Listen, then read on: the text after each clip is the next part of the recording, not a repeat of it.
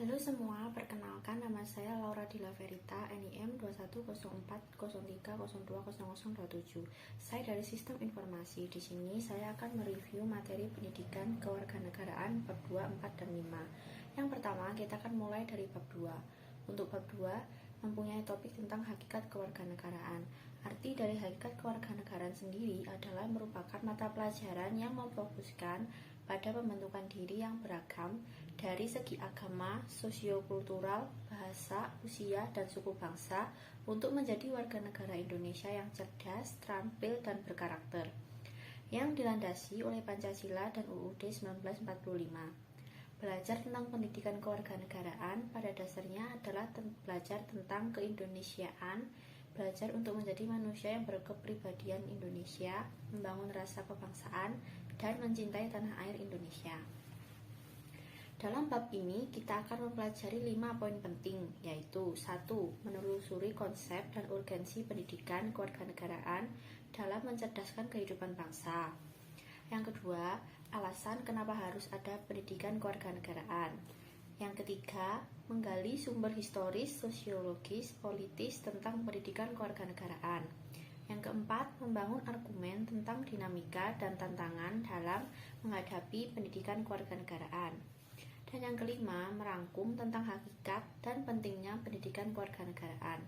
Setelah selesai dalam mempelajari bab ini, kita sebagai mahasiswa diharuskan bersikap positif terhadap fungsi dan peran pendidikan kewarganegaraan dalam memperkuat jati diri bangsa Indonesia. Dan selanjutnya kita akan membahas 5 poin penting yang ada di atas. Poin pertama tentang menelusuri konsep dan urgensi pendidikan kewarganegaraan dalam mencerdaskan kehidupan bangsa Indonesia. Urgensi pendidikan kewarganegaraan di perguruan tinggi adalah melahirkan warga negara yang memiliki wawasan kebangsaan dan bernegara, serta nasionalisme yang tinggi. Melahirkan warga negara yang memiliki komitmen kuat terhadap nilai-nilai HAM dan demokrasi, serta berpikir kritis terhadap permasalahan yang sedang dialami oleh bangsa negara ini.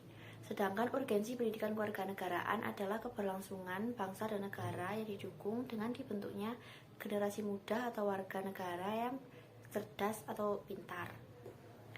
Jika kita mempelajari pendidikan kewarganegaraan, menjadi hal wajib kita mengetahui dasar negara Indonesia.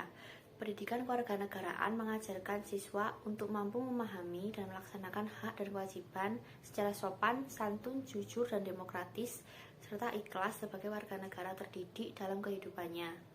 Selaku warga negara Republik Indonesia yang bertanggung jawab bersama, itulah penjelasan singkat dari poin pertama. Dan poin yang kedua adalah alasan kenapa harus ada pendidikan kewarganegaraan, yaitu tujuan pendidikan kewarganegaraan adalah menciptakan warga negara yang memiliki wawasan kenegaraan, menanamkan rasa cinta tanah air dan kebanggaan sebagai warga negara Indonesia dalam diri para generasi muda penerus bangsa. Pendidikan kewarganegaraan mengajarkan bagi mahasiswa untuk mengetahui apa saja hak dan kewajiban mereka terhadap negara Indonesia ini. Diharapkan mahasiswa menjadi pelopor kehidupan berbangsa dan bernegara yang berkeadilan, berkemanusiaan, dan juga demokratis, dan juga dapat berpartisipasi aktif dalam pembangunan nasional guna mewujudkan tujuan nasional yang tertuang dalam pembukaan Undang-Undang Dasar 1945. Itulah poin yang kedua. Dan yang selanjutnya kita akan membahas poin yang ketiga, yaitu menggali sumber historis, sosiologis, politis tentang pendidikan kewarganegaraan. Dalam segi historis, sejarah mempunyai fungsi penting dalam pembangunan kehidupan bangsa dengan lebih bijaksana di masa depan. Sejarah juga merupakan guru kehidupan. Melalui pendekatan ini, mahasiswa diharapkan dapat mengambil pelajaran atau hikmah dari berbagai peristiwa sejarah, baik sejarah nasional maupun sejarah internasional bangsa-bangsa lain. Dengan pendekatan historis, mahasiswa diharapkan akan memperoleh inspirasi untuk berpartisipasi dalam pembangunan bangsa sesuai dengan program studi masing-masing. Melalui pendekatan sosiologis, Anda diharapkan dapat mengkaji struktur sosial, proses sosial, termasuk perubahan-perubahan sosial, dan masalah-masalah sosial yang patut disikapi secara arif dengan menggunakan standar nilai-nilai yang mengacu kepada nilai-nilai Pancasila. Urgensi pendekatan yuridis ini adalah dalam rangka menegakkan Undang-Undang Dasar dan yang merupakan salah satu kewajiban negara yang penting. Penegakan hukum ini hanya akan efektif apabila kesadaran hukum warga negara, terutama dari kalangan intelektualnya.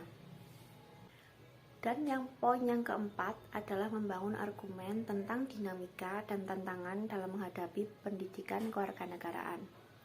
Dinamika dan tantangan pendidikan kewarganegaraan pada saat ini adalah masuknya berbagai macam ideologi dan kebudayaan yang ada di dunia ini, sehingga pada akhirnya akan menyebabkan lunturnya budaya dan nasionalisme yang dimiliki oleh bangsa Indonesia. Dan poin yang terakhir adalah poin yang kelima, tentang merangkum hakikat dan pentingnya pendidikan kewarganegaraan negara perlu menyelenggarakan pendidikan kewarganegaraan, karena setiap generasi adalah orang baru yang harus mendapat pengetahuan, nilai-nilai, dan keterampilan agar mampu mengembangkan warga negara yang memiliki watak atau karakter yang baik dan yang cerdas. Warga negara yang cerdas dan baik untuk hidup dalam kehidupan bermasyarakat, berbangsa, dan bernegara sesuai dengan demokrasi konstituante. Untuk materi selanjutnya adalah materi di bab 4, yaitu tentang identitas nasional. Identitas ini bisa disebut sebagai sifat atau jati diri yang melekat pada sesuatu. Identitas nasional ini merupakan hal buatan karena identitas nasional ini dibuat dan disepakati oleh warga dari suatu bangsa sebagai identitasnya. Istilah nasional atau nation mulai tidak asing pada tahun 1835. Nation memiliki arti bangsa atau nasional, nasionalisme atau paham kebangsaan.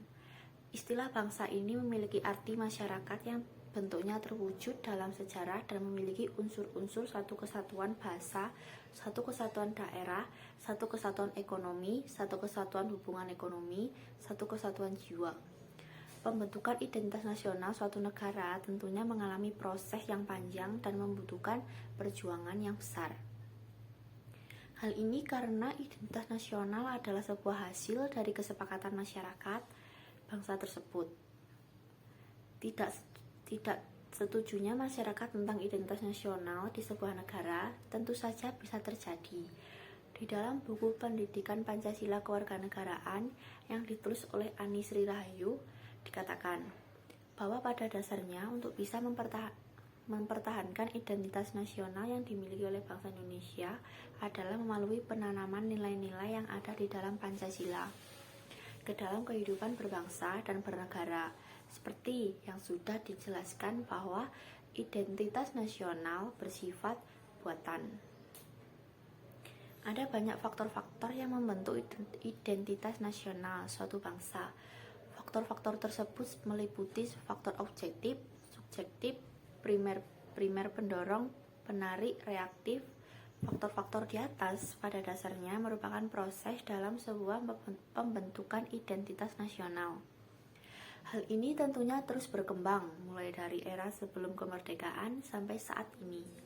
Selain suku, budaya, dan bahasa, agama yang beragam menjadi salah satu unsur terbentuknya identitas nasional. Terdapat 5 agama resmi yang ada di Indonesia: Islam, Katolik, Protestan, Buddha, dan Hindu. Namun, sejak pemerintahan Presiden Abdurrahman Wahid, istilah agama resmi ini dihilangkan. Masyarakat Indonesia yang religius ini tercermin dari Pancasila, sila pertama, ketuhanan Yang Maha Esa.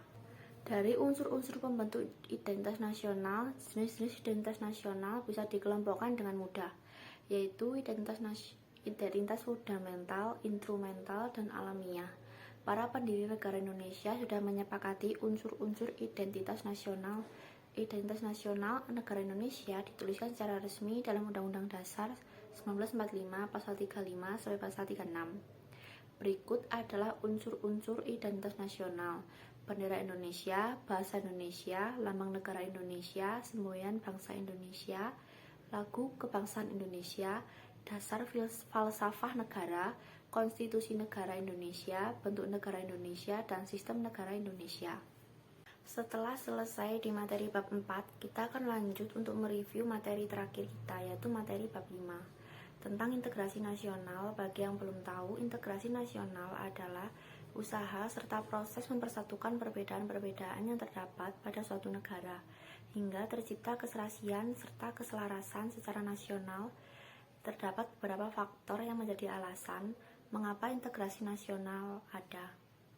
Berikut ini adalah faktor pendorong dan penghambat dari integrasi nasional yang perlu dipahami. Beberapa faktor pendorong integrasi nasional adalah sebagai berikut ini. Adanya persamaan sejarah, rasa senasib dan seperjuangan pada zaman dahulu, digunakan untuk kemerdekaan Indonesia dan lepas dari penjajah mendorong integrasi nasional. Yang kedua, adanya ideologi nasional berupa Pancasila yang bisa menjadi pendorong integrasi. Yang ketiga, adanya keinginan untuk bersatu. Yang keempat, adanya ancaman dari luar. Ancaman dari luar ini perlu diminimalisir agar integrasi nasional dapat terwujud di setiap lapisan masyarakat yang ada di seluruh wilayah Indonesia.